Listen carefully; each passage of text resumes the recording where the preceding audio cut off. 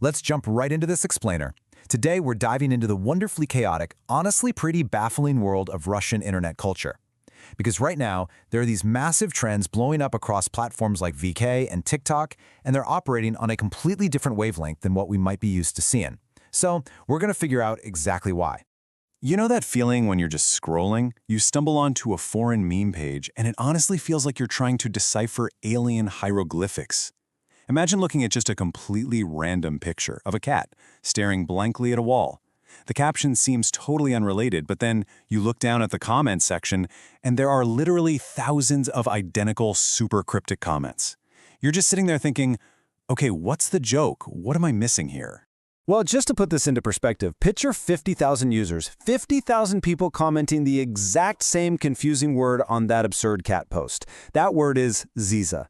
When you see that kind of massive volume, that sheer scale of unified reaction to something so incredibly random, you instantly know you aren't just looking at a passing joke. No, you're looking at a full-blown cultural phenomenon. Section 1. Defining Жиза. To really wrap our heads around this, let's picture a classic, highly relatable meme format.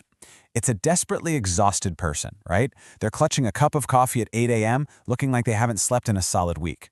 But the caption over the image reads, "Я в полном порядке," which roughly translates to, "I am in complete order," or "I'm totally fine." That visual of total exhaustion, paired with the claim of being perfectly fine, that's a totally universal setup for a joke. And right underneath that image of the exhausted coffee drinker, the top comment you'd see looks exactly like this. Now, if you were to just copy and paste this into a standard translation app on your phone, it is going to completely ruin the actual vibe of the phrase. You just end up with a really clunky, literal string of words that totally misses the punchline.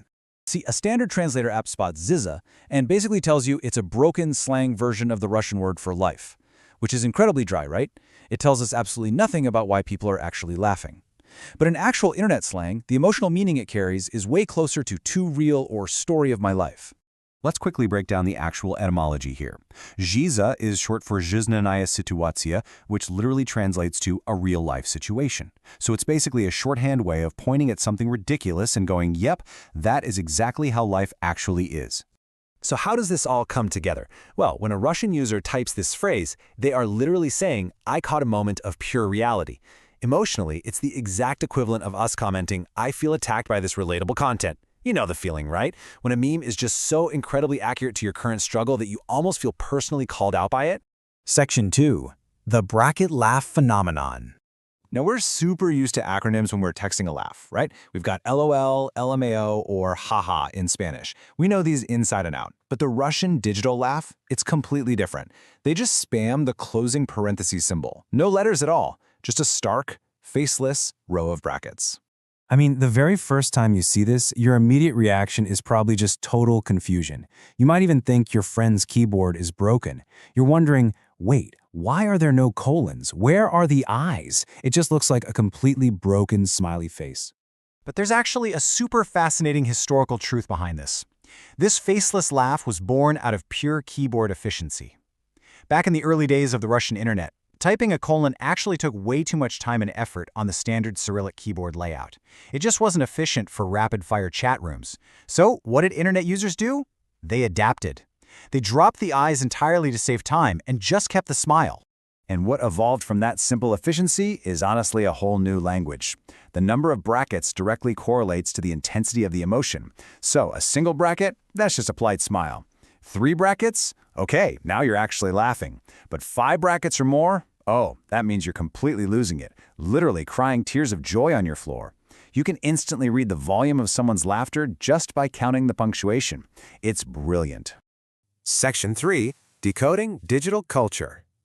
So as you can see, the tools we use absolutely dictate how we express ourselves. I mean, a clunky keyboard layout literally gave birth to the bracket laugh. And localized slang like Жиза allows people to perfectly capture the pure, unvarnished reality of their daily struggles.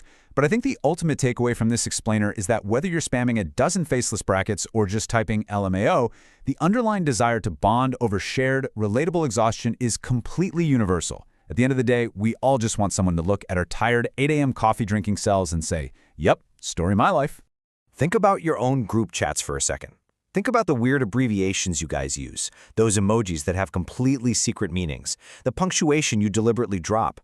What will our own weird text habits say about us to future generations who are trying to decode our digital hieroglyphics?